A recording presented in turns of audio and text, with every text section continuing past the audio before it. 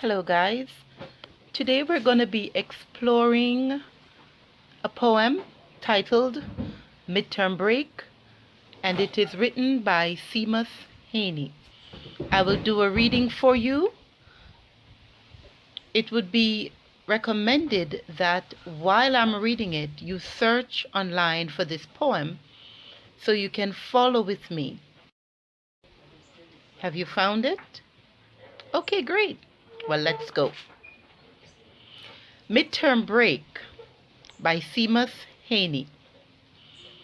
I sat all morning in the college sick bay, counting bells knelling classes to a close. At 2 o'clock, our neighbors drove me home. In the porch, I met my father crying. He had always taken funerals in his stride. And Big Jim Evans saying it was a hard blow. The baby cooed and laughed and rocked the pram when I came in, and I was embarrassed by old men standing up to shake my hand and tell me they were sorry for my troubles. Whispers informed strangers I was the eldest, away at school, as my mother held my hand in hers and coughed out angry, tearless sighs. At 10 o'clock, the ambulance arrived, with the corpse staunched and bandaged by the nurses. Next morning, I went up into the room. Snowdrops and candles soothed the bedside. I saw him, for the first time in 6 weeks, paler now, wearing a puppy bruise on his left temple. He lay in the 4-foot box as in his cot. No gaudy scars. The bumper knocked him clear. A 4-foot box, a foot for every year. Now, of course, you will have to do a second reading on your own to get a better understanding of the text. Now, you're going to take the time to do that reading.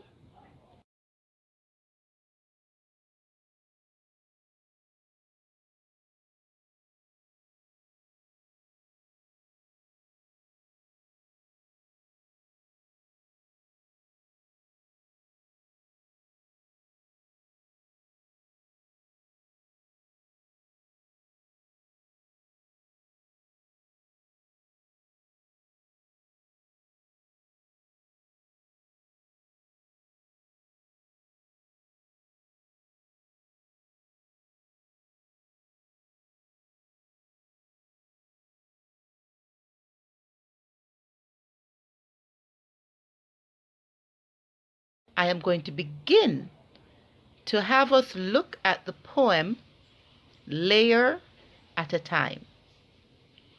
Now, you have been taught to begin poetry analysis by examining the title. And the title is Midterm Break, and of course, we all know that if we're in school, midterm break is something we look forward to, isn't it? So midterm break in our minds conjure an inviting kind of feeling. But is that the same situation in the poem? Clearly, it is in fact a student who is awaiting to be picked up and to go home on midterm break. The speaker, who is I, first person, indicates that I sat all morning in the college sick bay, counting bells knelling classes to a close. Now, there is a vocabulary word that you may not be familiar with. Knelling. Knelling. How many persons watch Hunchback of Notre Dame? You know how Hunchback would go all the way up and he would ring that great big bell. Well, the knelling of a bell has to do with the tolling, the sound of the bell.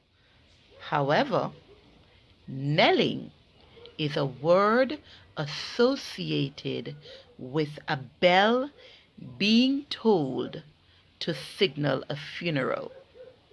Because in olden days, this is how communities were told that someone died or that there's going to be a funeral.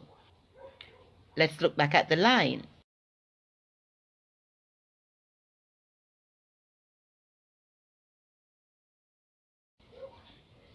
I sat all morning in the college sick bay counting bells, knelling classes to a close. Is it indicating that someone has died? Let's see. At 2 o'clock, our neighbors drove me home.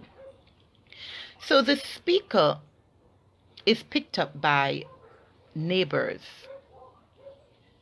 We're going to see in the second stanza what is the reason that the speaker is picked up by neighbors instead of the parents. So the second stanza says, in the porch I met my father crying. He had always taken funerals in his stride. Recognizing that the poem starts off mentioning a funeral, a bit of information that would benefit the reader is that the poet lost his younger brother to a car accident when the poet was 14 years old. Haney gives his account of the incident and captures the atmosphere within the home at the time it happened. The poet captures the reactions of his parents to the loss of their son. The reader recognizes that the father is sobbing. The mother is feeling somewhat angry by the reality of her child being taken away from her prematurely. And then there are the reactions of the neighbors who are there attempting to console the family.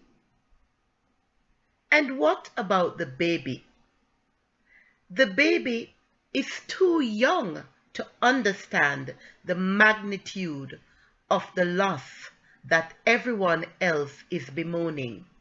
And as a result, the poet sets up a contrast demonstrating that absent of this grief, the baby does nothing but laugh. That atmosphere is set against the sombre atmosphere which the poet presents quite subtly but in a very sensitive manner. Now let's look at the overall layout of the poem. You'll realize that the poem is divided by tercets, and a tercet would be a stanza of 3 lines. And all stanzas are tercets except for the final stanza, which is 1 line. Is there any particular reason you think the final stanza is 1 line? We're pretty much being told a series of happenings. Why he's leaving college to go home at this time, what is happening on his arrival, and we're even told that the day after he arrived, an ambulance came and brought the dead body.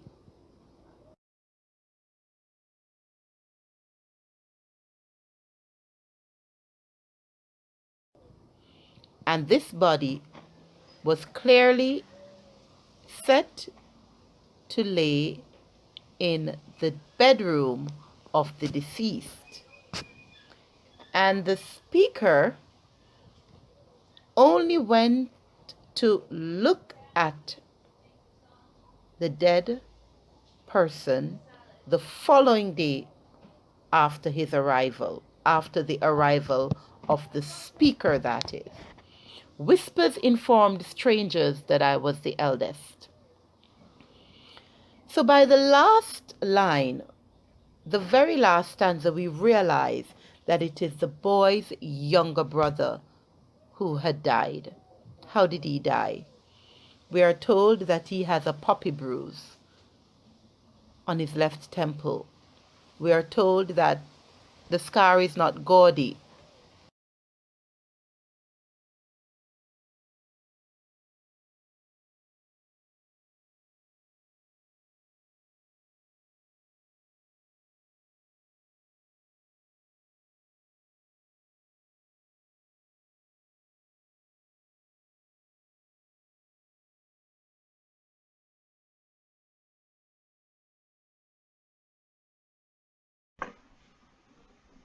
This brings me to the end of my exploration of this poem, but your work is just about to start. Just a point of information, the poet was born in Ireland, and in 2013 he died at the age of 74 years. He was buried beside his brother in the graveyard of St. Mary's Church in Ireland. For your homework, I invite you to examine the poem and see what are the poetic techniques or figurative devices that the poet uses to explore the themes which are in the poem. In fact, you have to identify what themes are in the poem while you are discussing the poetic techniques used to portray these themes. Enjoy the rest of your morning, and I'll see you next week, Friday.